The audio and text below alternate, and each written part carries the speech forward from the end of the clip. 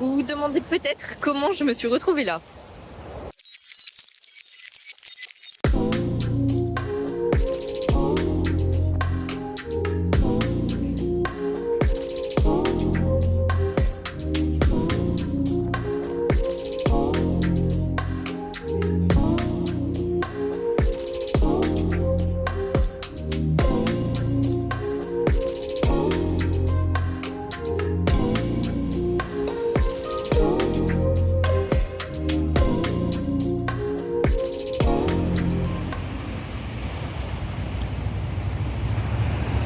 Hola todos, j'espère que vous allez bien. Aujourd'hui on se retrouve pour la dernière vidéo de cette série sur Nice. Ça fait longtemps que j'avais pas eu une aussi bonne lumière naturelle. Ça commence à être le printemps et tout, carrément je peux être en t-shirt dehors. C'est un pur plaisir quand on habite dans le nord. Mais là on va parler du sud et aujourd'hui on va parler surtout de mes petits tips et surtout de mon budget pour passer 4 jours à Nice. Je vais vous présenter un petit peu l'ordre chronologique de la préparation et de mon voyage.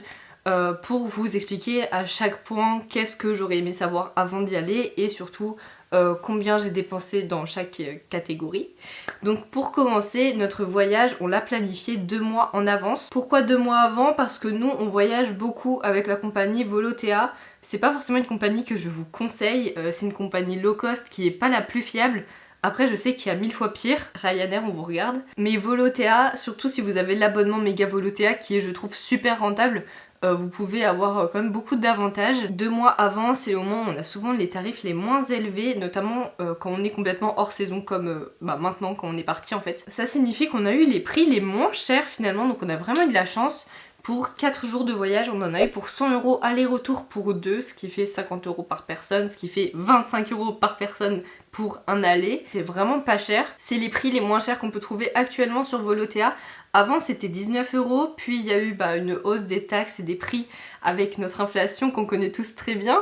Donc on est arrivé à 25 et là je crois que ça a encore monté peut-être à 29. En tout cas ça n'est pas prêt de redescendre et je sais qu'il y a des compagnies du coup qui sont moins chères. EasyJet peut-être que c'est moins cher aussi. Quand on a pris l'avion, notre départ était à 6h30 de l'aéroport et il faut sachez que... À un moment donné, quand tu commences à t'en prendre à moi parce que il intéresse personne aussi dans la presse aussi, il faut sachez qu'il s'est pris des râteaux phénoménales par Nabila. À Strasbourg, l'aéroport il est un peu chiant à accéder, c'est-à-dire que déjà nous on doit prendre un tram. Le premier tram est à 4h30 environ du matin et ensuite on doit prendre un train qui prend à peu près 10 minutes. Mais le premier train, je crois qu'il est à 5h et quelques, enfin plus que 5h en tout cas. Et pour nous, c'était trop risqué parce que la dernière fois, on avait prévu large avant, donc heureusement. Mais notre train est resté bloqué pendant 1 heure à cause d'un arbre sur la voie. Donc on voulait pas que ça arrive à nouveau, surtout qu'on n'avait pas autant de marge de manœuvre. Bref, la solution c'est qu'on a pris un Uber, donc ça nous a coûté 33 €, ce qui est quand même pas si cher finalement parce que on est quand même dans les trajets de nuit. Effectivement, on est parti à 4h30 de chez nous. Ça reste quand même plus cher que si on avait juste pris les transports, mais c'était 1000 fois plus safe. Et vraiment, on sait pas si on aurait eu l'avion autrement. Ça nous a fait arriver à l'aéroport vers 4h45 à peu près. Il y avait presque 15 minutes de trajet. Puis, on avait du coup 1h45 donc d'avance, ce qui est largement assez. Effectivement, c'est pas ouf qu'on ait dû payer un taxi, mais c'est un petit peu la contrepartie du fait que du coup on a passé une journée entière sur place puisqu'on est arrivé à Nice à 8h et donc sans avoir payé la nuit précédente finalement on a passé une journée en plus en ville où on a pu faire le petit déjeuner, le repas et tout. Donc on a pu profiter un maximum de ce voyage. Franchement je trouve qu'on a eu des horaires vraiment pas mal. Avec Volotea, je sais que si c'est pas très tôt, ça va être très tard. Il n'y a pas non plus beaucoup de vols dans la journée. Et le vol du retour, il était à 15h30. Donc pareil, le dernier jour, on a eu quand même toute la matinée et le début d'après-midi pour profiter encore de la ville. Ce qui fait qu'au total, je vous parle toujours de 4 jours à Nice, mais on a passé 3 jours et demi entiers sur place. Ce qui est quand même idéal, sachant que donc on a payé 3 nuits pour passer 3 jours et demi, c'est assez bien équilibré. Et l'hôtel, c'est le prochain point duquel on va parler, il nous a coûté 200 € pour 3 nuits pour 2 personnes. C'est quand même pas cher je trouve, sachant que on était vraiment situé à 2 pas de la promenade des Anglais. On était littéralement dans une rue qui menait à la promenade et tout près du bord de l'eau quoi. On était juste à côté de la vieille ville, on était pas loin du centre-ville, on avait le bus dans la rue à côté etc. On était très bien situés. Le tram il était un peu plus loin mais je crois comprendre que le tram à Nice c'est pas non plus le plus développé du monde puisqu'il y a que 2 ou 3 lignes. Anyways, nous ça nous a très bien convenu. C'est un hôtel où on avait quand même beaucoup de commodités. On avait donc une chambre avec une salle de bain tout à fait décente, on avait même une terrasse. La chambre elle était assez grande, elle était pas très moderne mais elle faisait 1000 fois le taf. Vous l'avez vu d'ailleurs si vous avez regardé le deuxième vlog à Nice que je vous invite à check. Et dans l'hôtel il y avait également la cuisine partagée qui était vraiment une cuisine tout compris. On avait le four, le frigo, bon le frigo je m'y serais pas tentée à mettre des trucs dedans vu que c'est partagé. Et ce que j'ai le plus rentable surtout, la machine à café et chocolat chaud gratuite.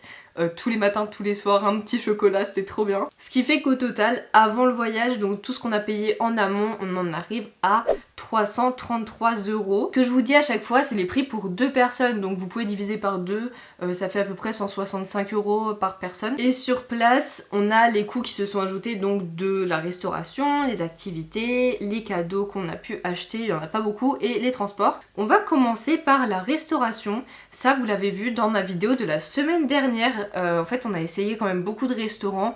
Nous, quand on va dans une ville, on essaye d'aller dans plein d'endroits, de voir quelles adresses on pourrait recommander si on a des proches qui veulent y aller, etc.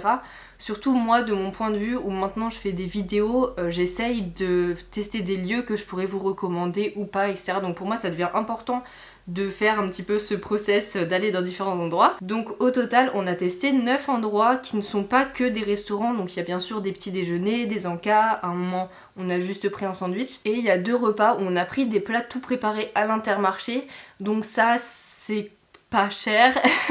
Ce qui fait qu'au total pour ces 3 jours et demi où on a pris vraiment tous les jours petit déjeuner, midi, soir et souvent quand même un petit goûter ou un petit encas à un moment dans la journée, on en est arrivé à 201 € exactement pour 2. Vous allez vous dire c'est énorme quand même pour seulement 3 jours et quelques. Et je suis tout à fait d'accord. Pour être transparente avec vous, au départ on ne savait pas que Nice c'était aussi cher. Il se trouve que c'est l'une des villes les plus chères de France. Et ça je vous en parle aussi dans ma vidéo de la semaine dernière. Mais on a essayé un petit peu de trouver des coins de radin malin.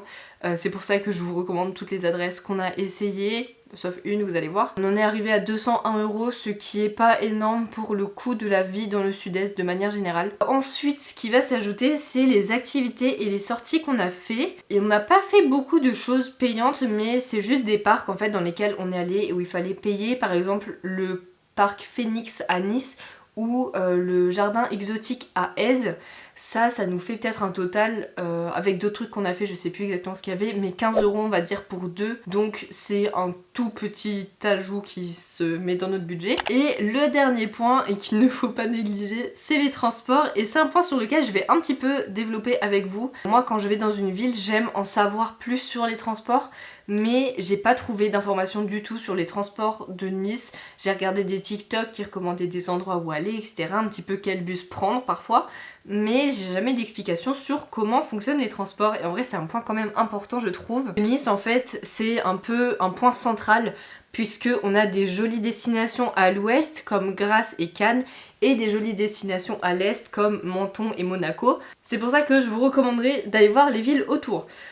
Comment ça se passe pour les compagnies de transport? Ça c'est quelque chose que j'aurais vraiment voulu savoir avant puisque j'ai pas trouvé beaucoup d'informations sur le sujet. En fait, la compagnie qui opère dans la métropole de Nice, donc qui va gérer les trams et les bus de ville, c'est Ligne d'Azur. Et pour voyager avec cette compagnie, vous pouvez utiliser 3 applications. La première, c'est Info Ligne d'Azur qui va vous donner les horaires des transports et tout. La deuxième, c'est Ticket Ligne d'Azur qui va vous permettre d'avoir vos tickets sur le téléphone. Et la troisième, c'est celle qui est connectée à Ticket Ligne d'Azur pour activer les tickets sans contact. Je vais vous parler un peu plus en détail du prix des tickets, de comment ils fonctionnent, etc. Les tickets, ils sont vraiment pas chers puisque un trajet coûte 1,70 €. Petit disclaimer sur ce ticket à 10 €, il faut pas le prendre, c'est fait juste pour que les gens qui arrivent à l'aéroport payent plus cher, donc vous pouvez prendre à 1,70 €, c'est tout pareil. Ce qui est beaucoup moins cher que dans la plupart des villes françaises. Un ticket a une durée de vie qui est, je trouve, différente comparée à la plupart des villes.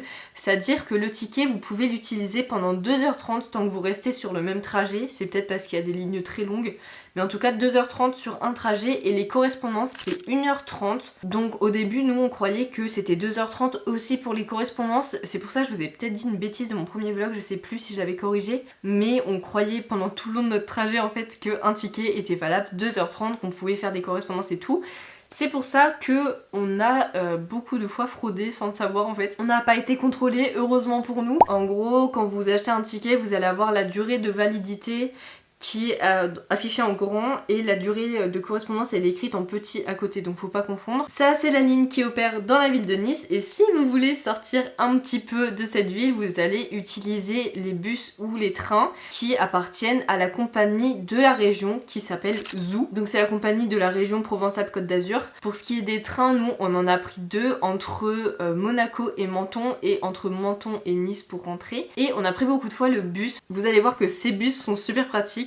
Mais tout d'abord, sachez qu'un ticket coûte 2,10 €, qui est encore une fois vraiment pas cher, sachant qu'on peut littéralement traverser toute la région. On peut faire de très longs trajets et vraiment traverser beaucoup de villes avec un seul ticket, donc 2,10 € c'est vraiment donné. La durée de validité de ces tickets, je ne sais plus combien de temps c'est, mais en tout cas le bus qui a vraiment été game changer pour nous, c'est le 82. Je vais vous expliquer pourquoi. En fait il y a une ville près de Nice qui est super connue qui s'appelle Èze, c'est un petit village un petit peu historique et tout, et c'est un endroit où il faut vraiment pas aller en train, pensez à prendre le bus, puisqu'en fait la gare de Èze elle est vraiment en contrebas et vous devez monter une full colline pour arriver dans le village. Je vous conseille de prendre le bus puisqu'il va vous emmener directement dans le village à vraiment 5 minutes du quartier que vous voulez voir si vous allez à Èze. C'est le bus 82 qui part de la rue Bavastro à Nice. Ce bus il est bondé, c'est vraiment the bus où tous les touristes vont quoi. C'est un passage obligatoire d'aller à Èze depuis Nice. On y allait hors saison et dites-vous qu'il était tellement rempli que on était tous dans les couloirs en fait, personne ne pouvait s'asseoir. Et en saison, je vous dis même pas parce qu'il y a un bus toutes les heures les mecs, donc faut être là en avance, faut être près des portes du bus, c'est-à-dire pas à l'avant de l'arrêt de bus puisque le bus il va plus loin que l'avant de l'arrêt. Je vous jure, il y a des stratégies à avoir en tête, mais mettez-vous pas tout devant de l'arrêt de bus. Si je peux vous donner un conseil. En tout cas, si vous êtes en plein été, je pense qu'il y a moyen que vous ne pouvez même pas monter dans le bus, que vous deviez attendre plusieurs heures, donc c'est pour ça que je vous dirais d'y aller vraiment tôt le matin. Il y en a un autre qu'on a pris pour aller à Monaco qui pareil est super pratique. Donc pour faire le point sur tous les transports qu'on a utilisés, on arrive à 46 € pour 2 personnes, c'est-à-dire 23 € chacun. C'est vraiment pas beaucoup franchement, alors qu'on a quand même beaucoup voyagé.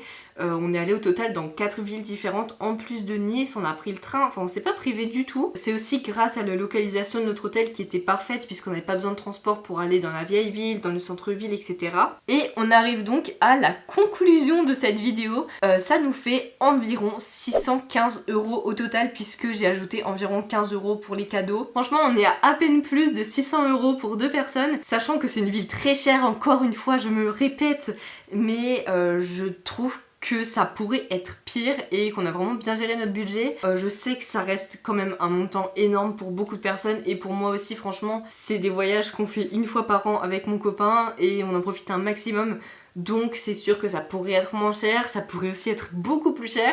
En tout cas, si ça peut vous donner un ordre d'idée, vous voyez quand même qu'on a bien profité, on s'est pas privé pour manger, on a pris un hôtel assez sympa, ça aurait pu être moins cher mais ça aurait été plus excentré donc les transports auraient coûté plus cher.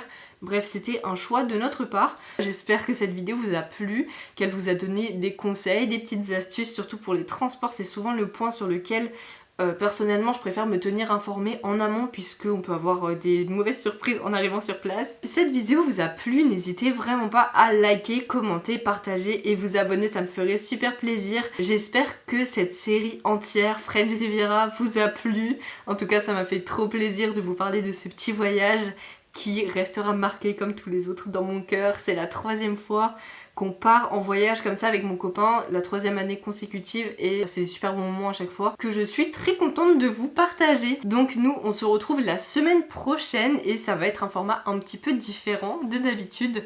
Si vous vous souvenez d'une série qu'on a mis en pause juste avant d'aller à Nice, eh bien attendez-vous à la retrouver bientôt en tout cas. Au revoir, bisous. Hard to think outside the box when you're stuck in the ends. I had dreams of many things as a young and I was 14.